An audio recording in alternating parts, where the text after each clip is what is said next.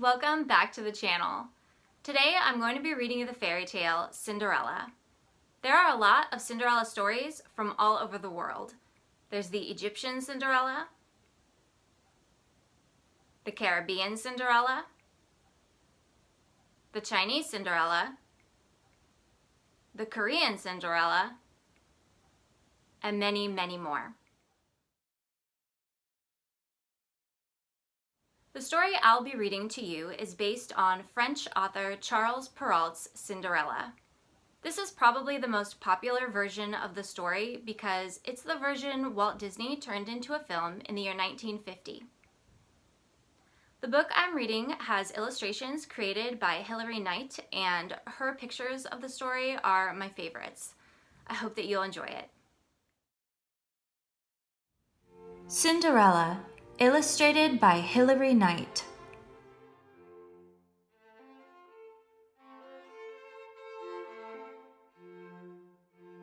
Once upon a time, long, long ago, there lived a merchant, his beloved wife, and their beautiful little daughter.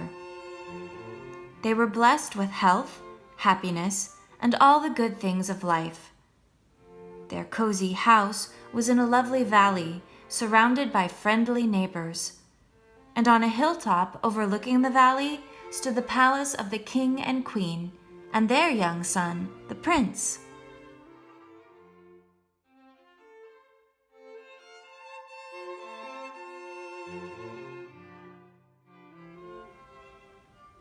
But fate brought a sudden end to the merchant's blissful life.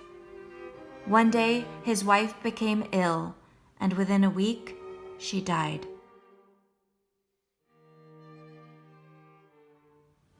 The merchant and his daughter were grief-stricken, but after several years, the merchant began to search for someone with the same qualities as his late wife. At last, he thought he had found her. She was a widow with 2 young daughters of her own. He married her and brought his new family home with him. His daughter welcomed them happily.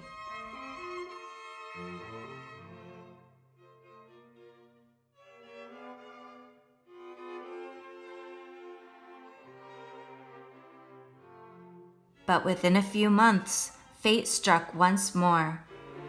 The merchant was lost at sea on one of his ships. Soon, the merchant's daughter discovered the true nature of her new mother and sisters. They were jealous of her beauty and kindness and forced her to be little more than a servant in her own home. They dressed her in rags and made her sleep in an attic room on a bed of straw. And they were always ordering her about. "Fix the tea, wash the dishes, sweep the ashes," they would scold. Because the poor girl spent her few free hours huddled by the kitchen hearth among the ashes and cinders, they called her Cinderella.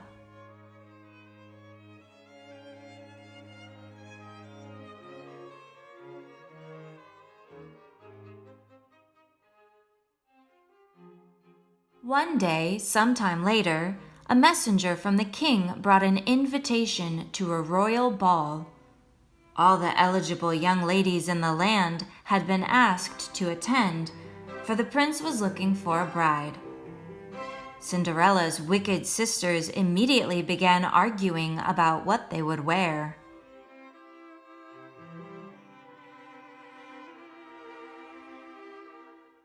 Poor Cinderella had nothing but rags. Without a gown, she could not even think of going to the ball. On the day of the ball, Cinderella helped her sisters get dressed. They did nothing but fuss and fret the whole time. And when they were ready, they flounced off without even saying goodbye.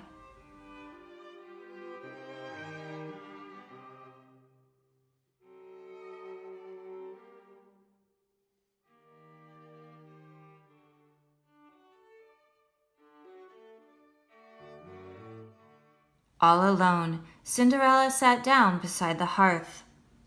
"How I wish I could go to the ball," she cried. Suddenly, into the kitchen flew a most extraordinary person. "Who are you?" asked Cinderella, drying her eyes. "I am your fairy godmother, and because you are so kind and good, you shall go to the ball tonight."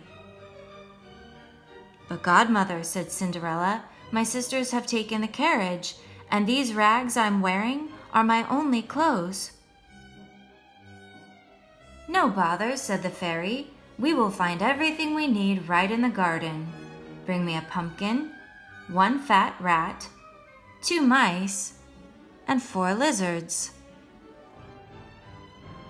Cinderella watched with amazement as her fairy godmother began to chant, giving each of the things she had asked for a tap with her magic wand.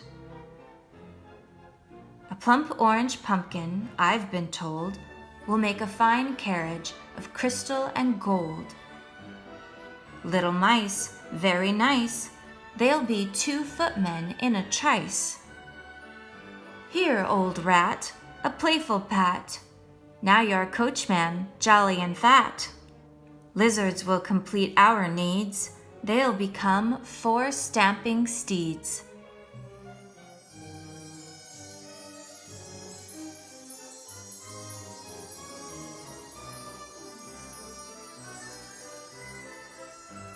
"Now, Cinderella," ordered the fairy, "fetch me the following: guinea fowl feathers and bottles of blue, moth wings and cobwebs sprinkled with dew. I'll mix them with berries and sassafras, and dress you in gossamer with slippers of glass." "There," cried the fairy triumphantly, "you're ready for the royal ball."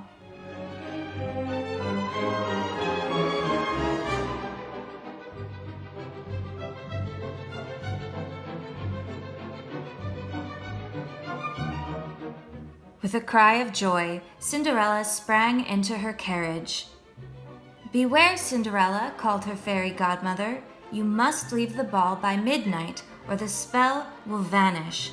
The carriage and horses, the footmen, your gown, everything will disappear when the clock strikes 12. "I will remember," called Cinderella, waving goodbye.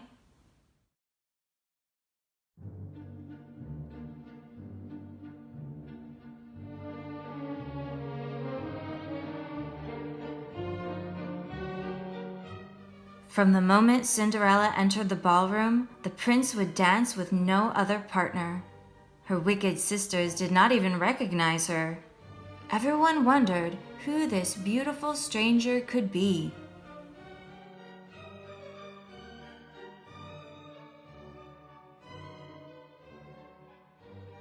While the orchestra played waltz after waltz, Cinderella danced every one with the prince.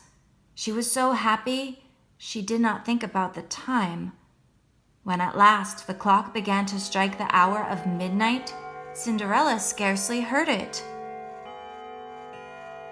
Suddenly, Cinderella recalled her fairy godmother's warning. She ran out of the ballroom and flew down the stairs. The prince tried to follow her, but he found only her tiny glass slipper, which had fallen from her foot. At the last stroke of midnight, the spell vanished. Cinderella's gossamer gown disappeared. When she looked for her carriage, there was only a shattered pumpkin shell. All that was left of the fairy's magic was the other glass slipper.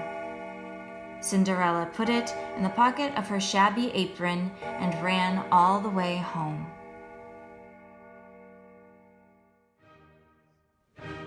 When Cinderella's sisters returned from the ball, they taunted her with stories of the grand time they had had. They told her about the mysterious stranger and how the prince had sworn to make her his princess. "She vanished at midnight," said one sister, leaving only a tiny glass slipper. "The prince will search the whole countryside for its owner," said the other, "and she shall be his bride."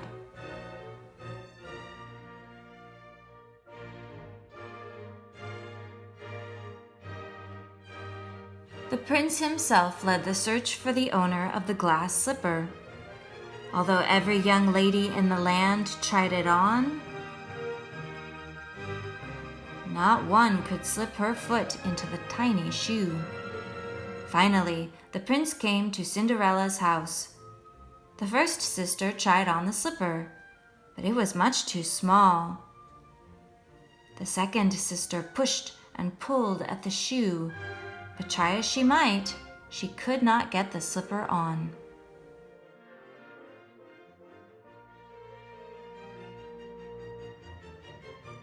The prince sadly turned to leave. Then he heard a familiar voice coming from the kitchen. "Let me try," said Cinderella.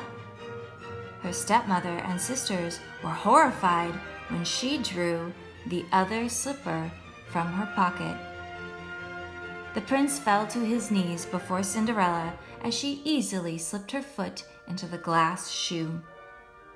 "My princess!" he cried, and he threw his arms around her.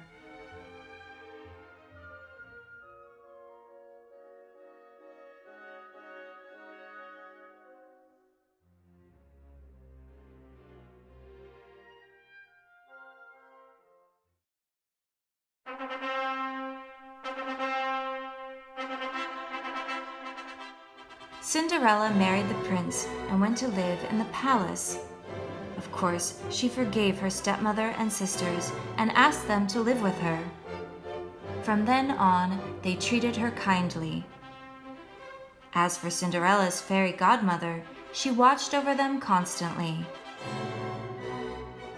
And they all lived happily ever after. The end.